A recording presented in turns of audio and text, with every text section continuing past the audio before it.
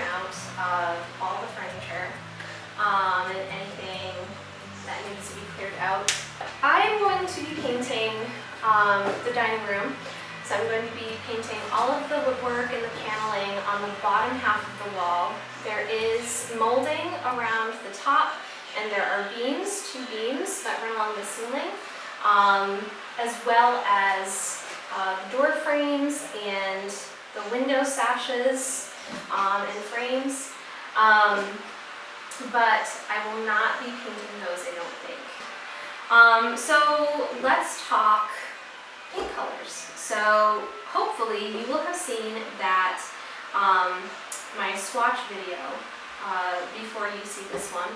If you haven't, and you're curious and you'd like to know about my journey with these wall swatches, these paint swatches, I will link that down in the description below so that you can go back and watch that if you'd like to. And the color that I chose to go on the wall is the Clark & Kensington Soothing Eucalyptus, which is this bad boy right here.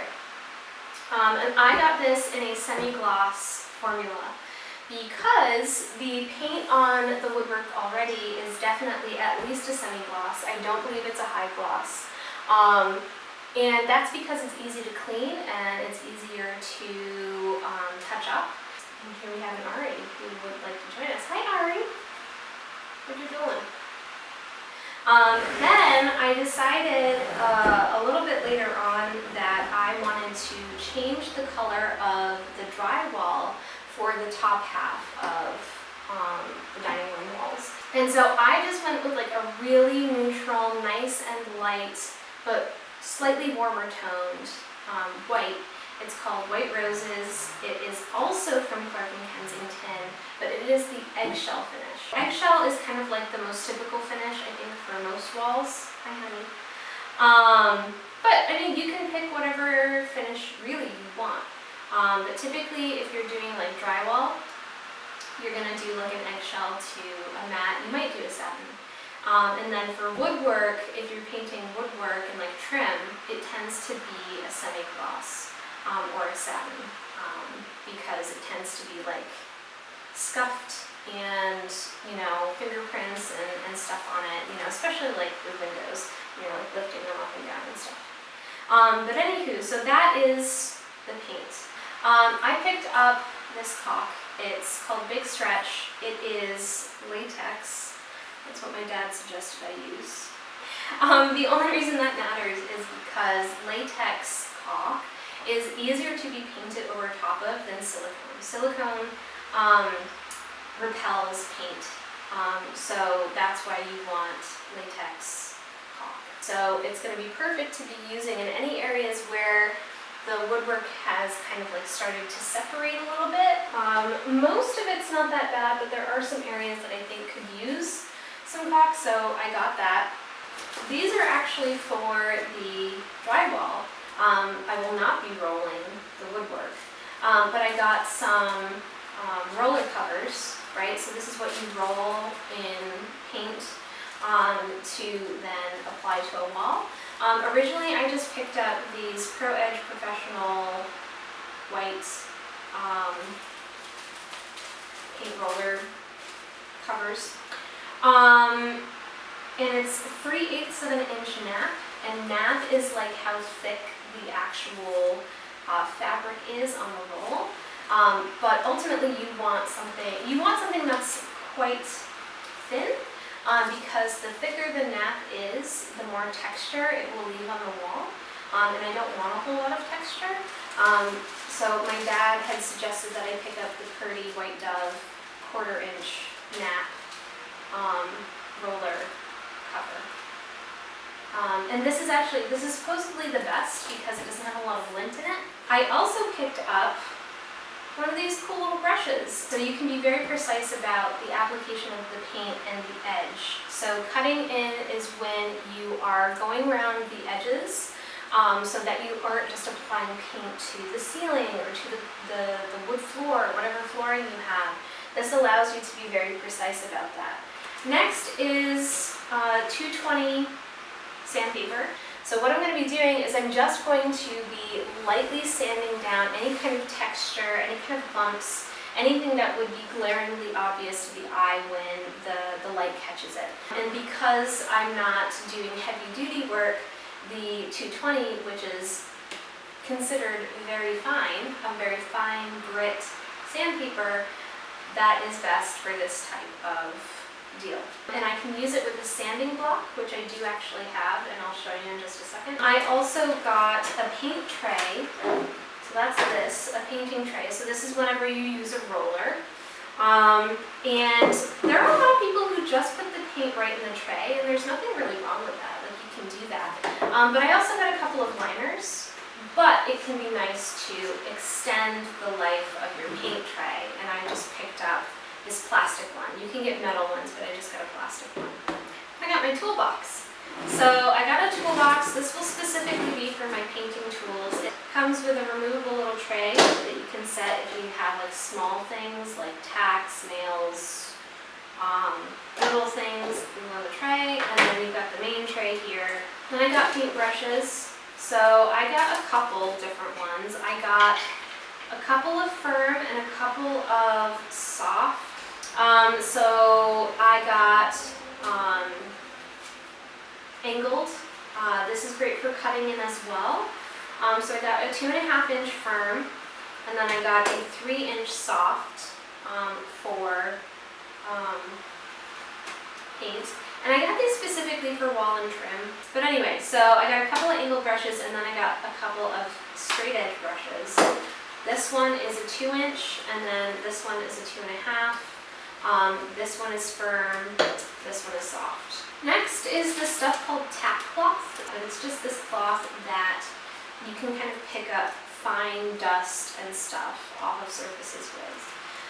So this is like after I sand and kind of vacuum away that layer of sanded away paint, I go back over the surfaces with the tack cloth to pick up anything that was too fine for my vacuum to pick up, so that I can have as smooth a surface as possible so it doesn't get gritty and weird. Hello, wow, look at you. She's like, you're never on the floor, Mom. What are you doing here? You didn't have to jump. Whatever.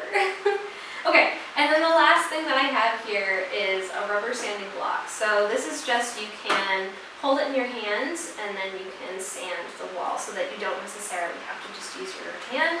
It allows you, I think, a little bit better control and leverage when you're sanding things. So I did pick that up because I thought that would be useful. I mean, I guess that's basically it. In terms of like stuff that I feel like I need right now.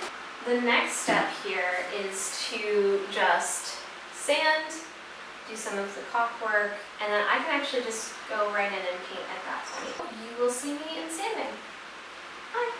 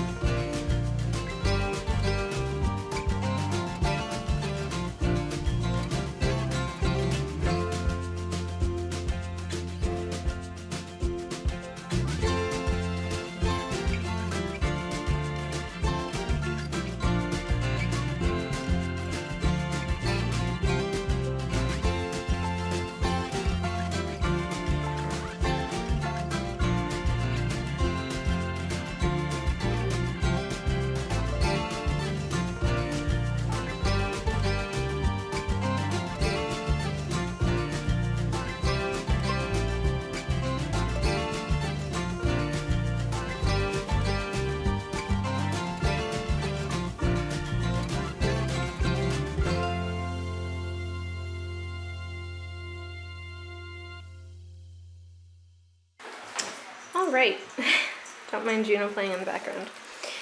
So I just finished sanding all of the woodwork. There's definitely a trail of dust and paint all along the floor.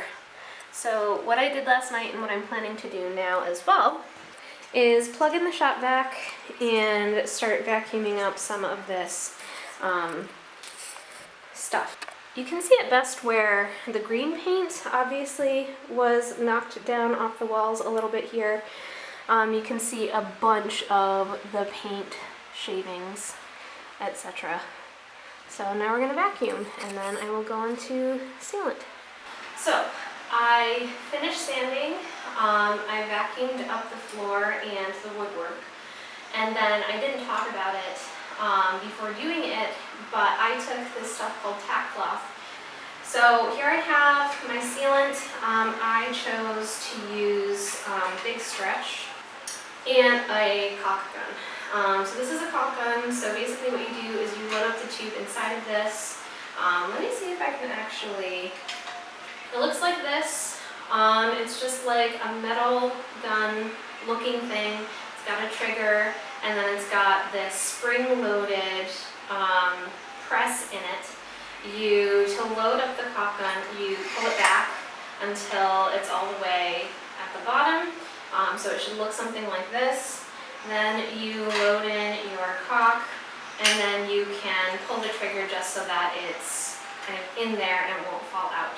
What you'll do is you'll cut off the tip of the caulk tube to the size of, they call it a bead, so the size of the amount of caulk that you want to distribute. So the further back you cut it on the tip here, the larger the bead is going to be. I was reading the back of this, and it actually takes like 28 to 48 hours, or 24 to 48 hours to actually cure enough so that you can paint over it. Which I wasn't actually anticipating. I figured maybe it would take a couple of hours and then it would be fine. So that was a little disappointing, but so it goes. So after you apply the caulk, what you need to do is you need to smooth it so that it gets pressed into the crack, but also so that it becomes seamless to whatever you're applying it to. And one of the ways that you can do that is just by taking like a damp cloth and just kind of running over that very lightly. You don't want to press too hard because you don't want to move the caulk out of where it needs to go. You just want to make it smooth in application.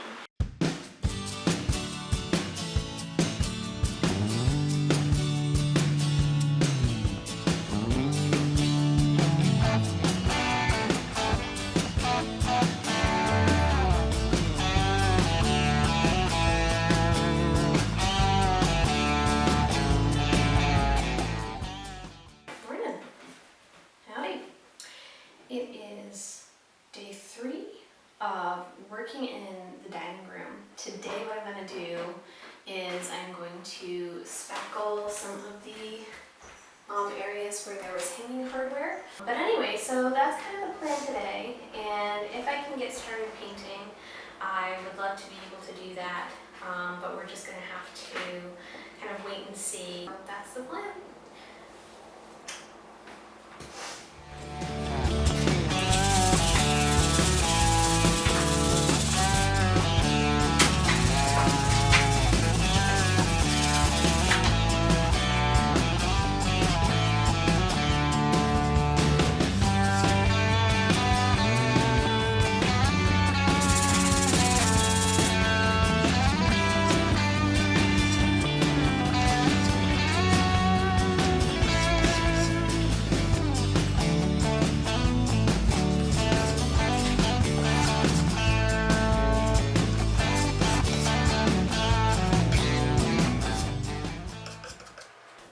Now for this one, kind of mega unfortunately, I just took out some wall hangings and it ended up kind of tearing up some of the sheetrock.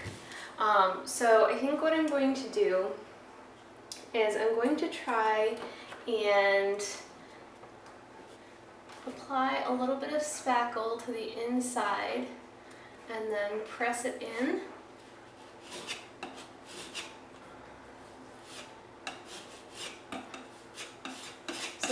kind of sticks to the inside of the wall there.